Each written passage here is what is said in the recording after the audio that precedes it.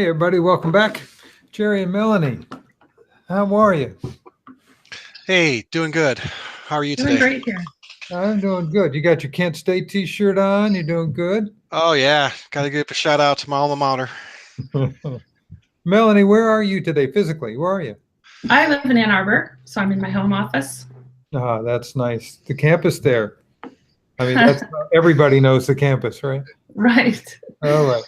So, Jerry, give us like the 30-second overview. What are you guys going to cover today? Yeah, so we're going to cover basically open source software licensing and how we can help basically manage that, right? So there's a lot of different types of software licenses that are included with open source, and just share a lot of experiences as we talk with our customers and just how they deal with it. Excellent. I'm going to become invisible. I'm going to turn it over to you guys and have fun. Yep. If you want to lock it in on me, I'm going to go ahead and share my slide deck.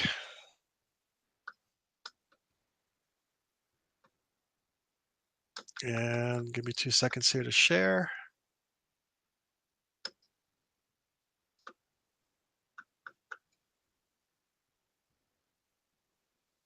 And then Melanie, do you see that okay? Yes, I do. All right. So, hey, thanks for joining us here today. Are you operating without a license? That could be dangerous. So, quick introductions. My name is Jerry Gergel. I'm a customer success engineer. I'm on the customer success team at Sonatype. I'm one of the lucky ones that actually get to go out and visit and work with customers directly. So, there's been some conversations I've been involved with, and Melanie and I collected some information around open source software licensing, and just want to share with everyone, as I said earlier, just the conversations we get into and a little bit of how we can help. So that's who I am. Melanie? Sure, I'm Melanie Latin with Sonatype. I work on the customer education team. And Jerry and I put together the slide deck and also an infographic. So we have a nice little set of materials for you after this session. We'll show you how to go ahead and get to that material. Okay, so with that, let me go ahead and just kind of kick it off here. Quick disclaimer, we're not lawyers. We don't claim to be lawyers. We're not giving any kind of legal advice. The whole intent of this session was to just kind of raise awareness that what's involved with open source licensing, give you some references, which Melanie talked about at the end. We'll talk about the references and the material we have for you. But at the end of the session, if you can answer these 4 questions basically for yourself, that we've achieved our goal. So we want to make sure you understand in general what open source software licensing is, and more importantly, why do you care? And how to get started in terms of looking at the licenses that may already be, right? You may already have a whole inventory of licenses in your applications that are already built and being used. Just share a little bit of the woes that we've heard in the industry, basically the people that, in general, from my opinion, just who were unaware, and what to look out for. And then at the end, we'll save some time to take a look at Nexus Lifecycle.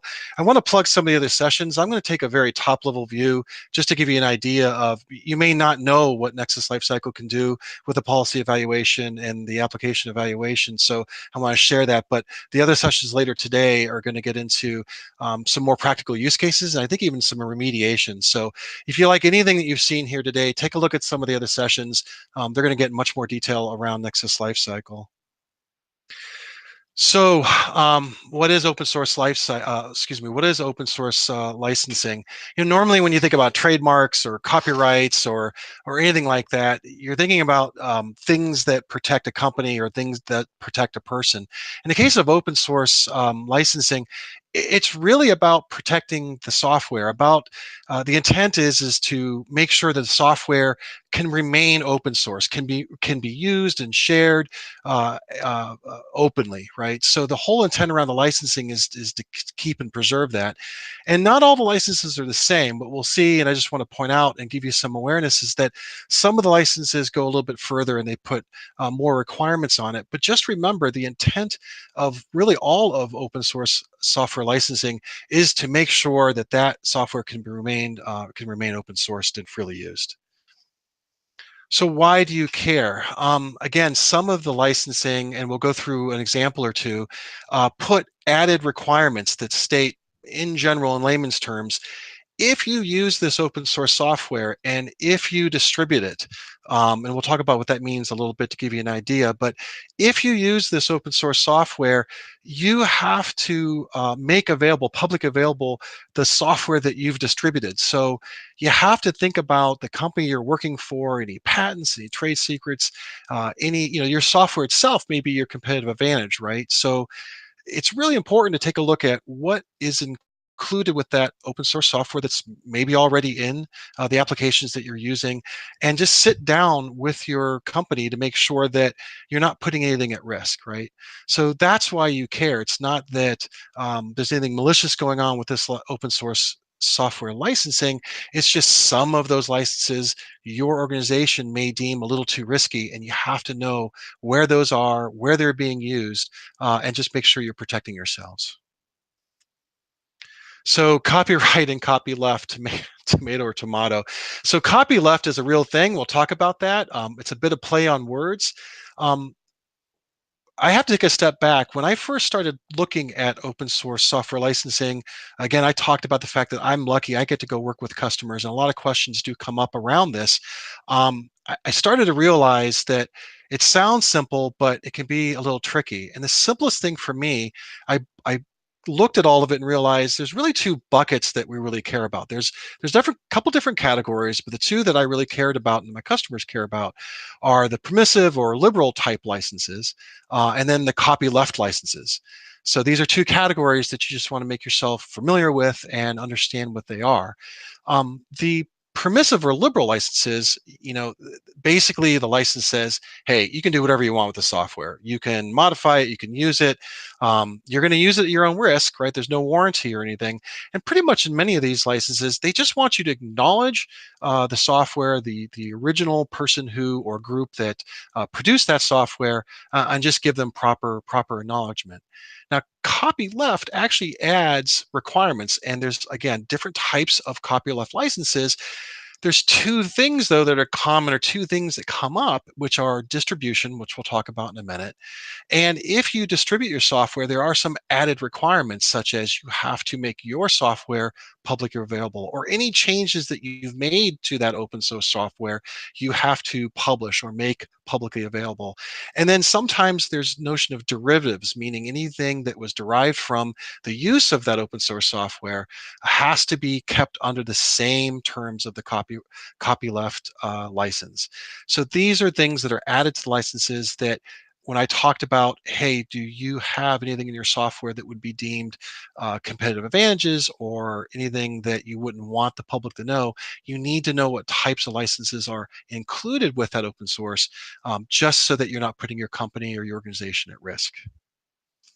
Um, before I move on, there's actually a beerware license that's out there. It's kind of funny if you look, and I've given the references just out of interest if nobody's heard of this, but basically the beerware license is a type of license that says, hey, if you like my software and you use it, and you ever meet me in a restaurant or a bar, you have to buy me a beer. So not all of these licenses are going to put necessarily the company at risk, but these two categories you definitely want to pay attention to.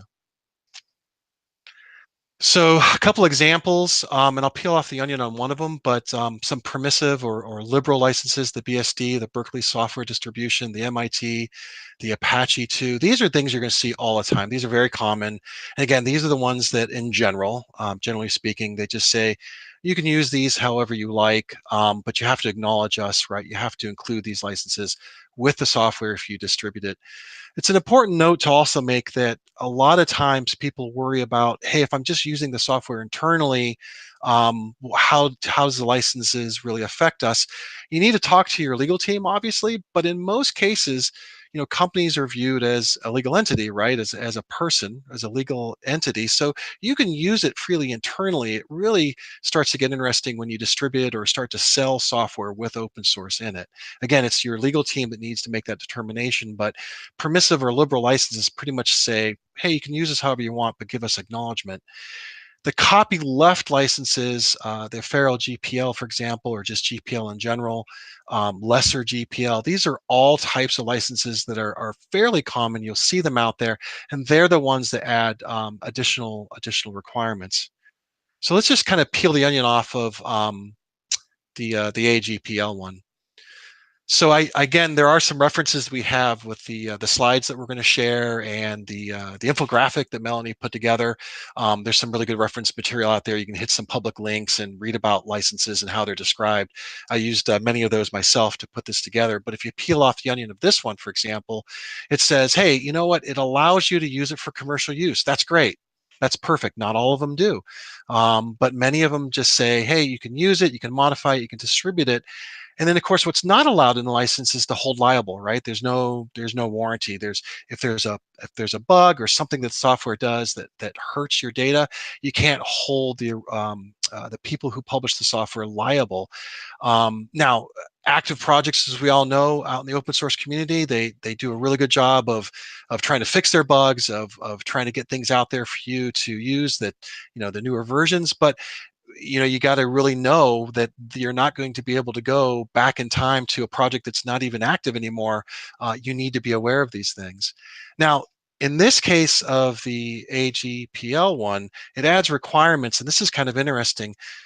If you distribute the software that you've written that includes this open source software, right? It's included or embedded in your application. It says if you distribute it, meaning you've given it to a customer, you have to make your software publicly available. What's also interesting about this one is there's a notion of making it available as a service. Again, you need to sit down with your legal team to understand what these licenses are really saying and how they apply to you. You just need to be aware that distribution can mean different things, and you need to take an assessment or an inventory of what's out there. So now that we know there's different types of licenses, and some of them are pretty liberal, and some of them add restrictions, there's four questions or four things that commonly come up and get discussed. So what is distribution? Again, does that mean you've written some software, included some open source in it, and sent that to a customer? That probably means distribution. Is it internally used? That probably isn't distribution. Do I have it available as a service? Again, depending on the license, that may mean it's been distributed. So you need to sit down with your organization, understand what licenses are in the open source, and then make a determination of what distribution actually means. Where is this software, or how is this open source software used? You want to make sure that you're protecting yourself, so anything that you've patented or anything you consider a competitive advantage in the software you've written isn't impacted or isn't at risk. And then giving notice. We talked about the fact that some of these licenses just say, hey, give proper notice, give proper rights, let people know you've included our software, include our license that is with our software that you're using. So you need to sit down and understand, what does it really mean to comply with the notice? Sometimes it's just include the license, sometimes it's a little bit more. And then derivative work. You're taking probably 80% of your applications could be made up with open source, and then there's a little bit that you've added on to it. So is that derivative work? Is that called out in the licensing? So it's kind of interesting. I'm going to pause for a second. As I mentioned, I get to work with our customers, and sometimes it's a situation where the development organization or the engineering organization gets to sit down with me and my other colleagues, but they also get to sit down with legal, and that doesn't always get to happen. So these conversations can get kind of interesting. But if you can answer these four questions with your colleagues at work, with your legal representation, you're probably well down the path of making sure that you're managing your risk appropriately. So a couple of cases that are out there, I'm just kind of throwing some names. We've provided some public articles that you can read about these companies. The one I want to talk about for a minute is Linksys. If I can say it's infamous, I don't know if I can say that, but it's pretty well known. But if you haven't heard about this before, it was interesting. Linksys obviously is a manufacturer, or was a manufacturer of routers.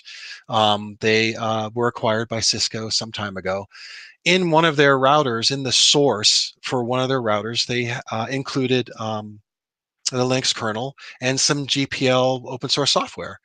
It became known that software and kernel was in there, and obviously they're distributing their software when they're selling it, and ended up in a lawsuit. Cisco had no idea this was going on. At least the story was written that way, or most people are under the impression that Cisco didn't know when Linksys got acquired. And at the end of the lawsuit, what they had to do is make the software, the router software source itself, publicly available. Now, that may not have hurt Cisco really all that much, but if you think about it, they had to make the entire software that was in that router publicly available. These are real situations. You have to know what licenses are included, and your organization may flat out just ban certain types of licenses, even if you're using it internally. It's good to know, and that's what we want to do today, is just raise awareness, get that inventory, and just have those conversations with your teams about, do we want to keep this open source software or possibly shift to something that doesn't have such a risky license associated to it. So how can we help you, and things that we get involved with? I'm going to share a little bit about Nexus Lifecycle. But again, I want to just remind folks there are other sessions. They're going to go into more practical use cases, probably even get into some remediation or some techniques that they've found themselves working with customers with. So take a look at some of the sessions. And again, if any of this is interesting or you find it valuable, there's going to be other sessions that get much farther into the Nexus Lifecycle software itself. And my biggest advice I can give you is get with your legal team. They're there to help you. They're there not to hinder you. We all just want to make sure that the company and your companies are knowledgeable and have the information they need to make the right decisions. So we'll go through a little bit about how we can help you know the licenses that are in your software. We have this notion of what's declared and what's observed. I'll kind of explain that a little bit. And then we'll talk a little bit about policies and how you can help guide your development teams. So I'm going to start with the ending. This is a policy evaluation view. It basically highlights anything that you've deemed risky. What I find really interesting and really exciting is that the same tool that you keep hearing about showing you the vulnerabilities in the open source software that you're using, it's the same tool that's going to catalog all of the licenses that you're using. So it's really simple to be having those conversations about what's risky, and having it in conjunction with the vulnerabilities. It's really not hard to talk to your management team to say, look, there's this new vulnerability. It's in this piece of software. We've deemed it critical, but we also have this license that we need to address, and be able to present that back to leadership and just say, look, this is worth our time. We need to do some remediation. We're gonna really reduce risk for our organization. So it can be policy driven. And again, the big thing here is it's the same technology that's highlighting any security issues or security vulnerabilities you might have. So what does it look like? It's actually pretty simple. This is an application view, a sample application. There's a tab here that's going to take a look at the license analysis. I'll talk a little bit about how you can set up a policy, but essentially it's highlighting the most risky licenses that it's found inside that as an evaluation, and then lets you know what component it is. And you can actually dive into some more detail here, but it's very simple to use. It's just a result of the evaluation.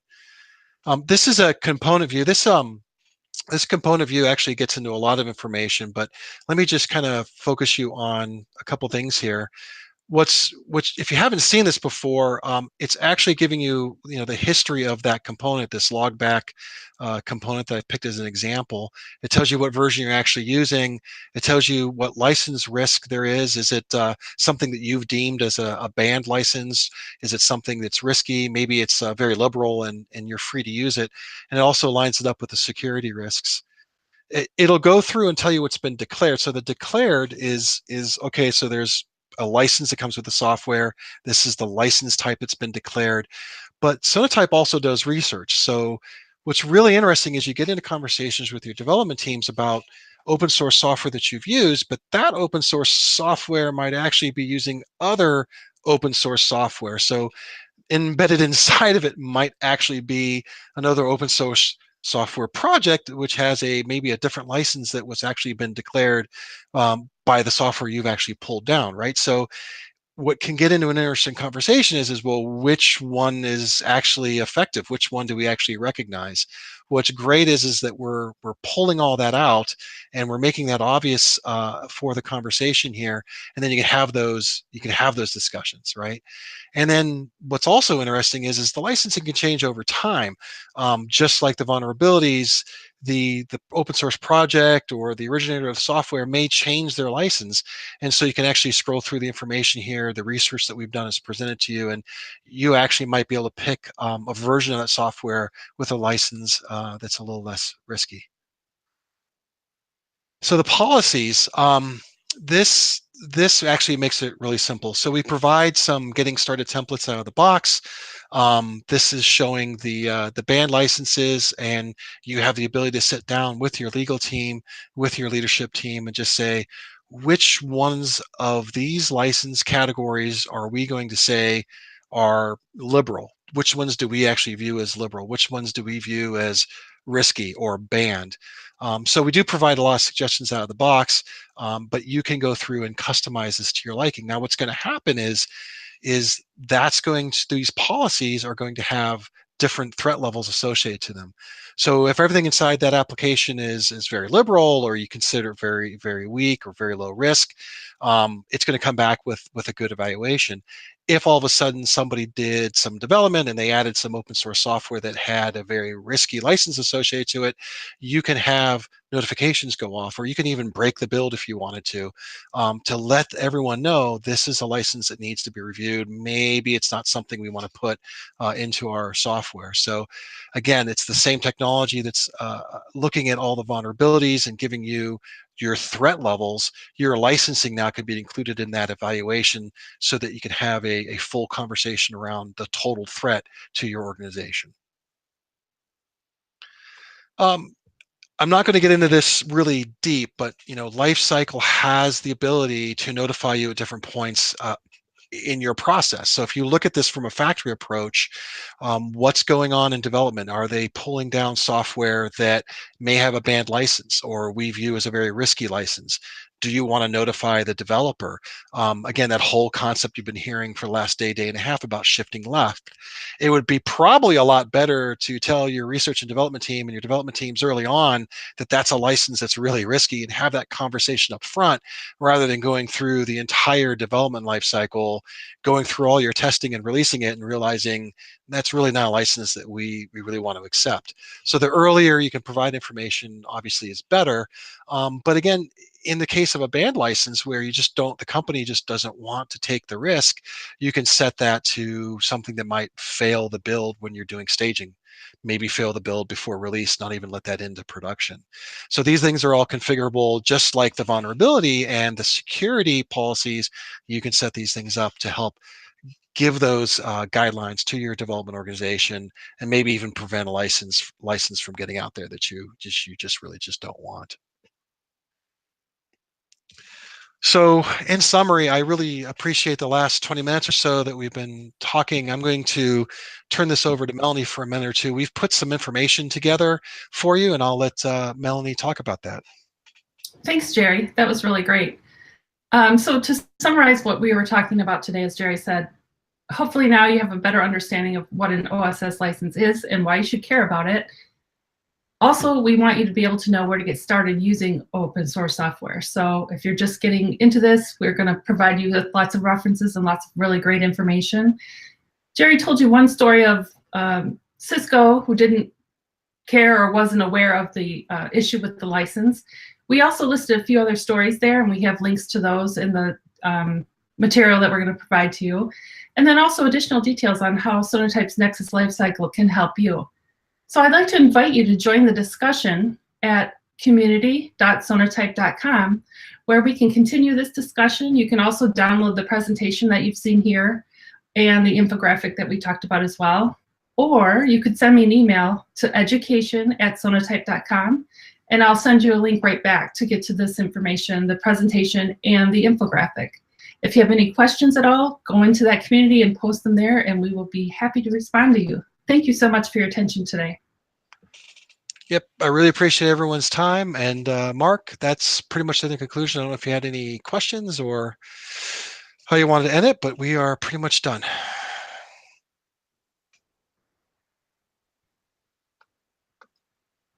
All right. Well, with that, I appreciate everyone's time. Jump into HipChat. If you have any questions, Mel and I will jump over there. Again, just shoot us an email, and looking forward to meeting all of you maybe one day on a session. Thanks. Thank you.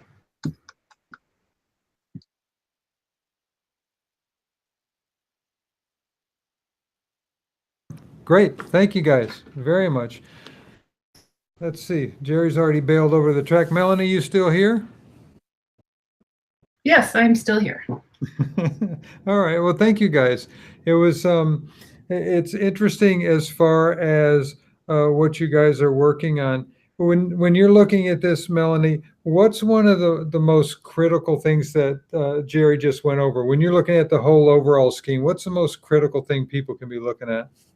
Well, I would say probably the not knowing what you don't know. So if you don't know it, how are you going to ask the questions? So the questions that Jerry presented in that, the 4 questions, that if you can answer those questions, you're pretty well on your way. I think that's really critical. And then the material, like I said, that we packaged to go with this can help you get those questions answered and get you well on your path to working well with OSS. One of the things I'm also talking to people about too is how do you gauge the maturity of an organization based upon what you guys are seeing? Have you got something on that? You know, I don't have that handy, but I wish Jerry wouldn't have jumped off, because I think that was one of the things he was looking at. Oh, good. I think that's critical too, because I think people that are watching you and thinking about, okay, where do I fit in that process that we're talking about? So that'd be cool. Okay, thank you. Very Head good. for the Slack room. Will do. See you soon. Thanks. Thanks. Bye. Bye.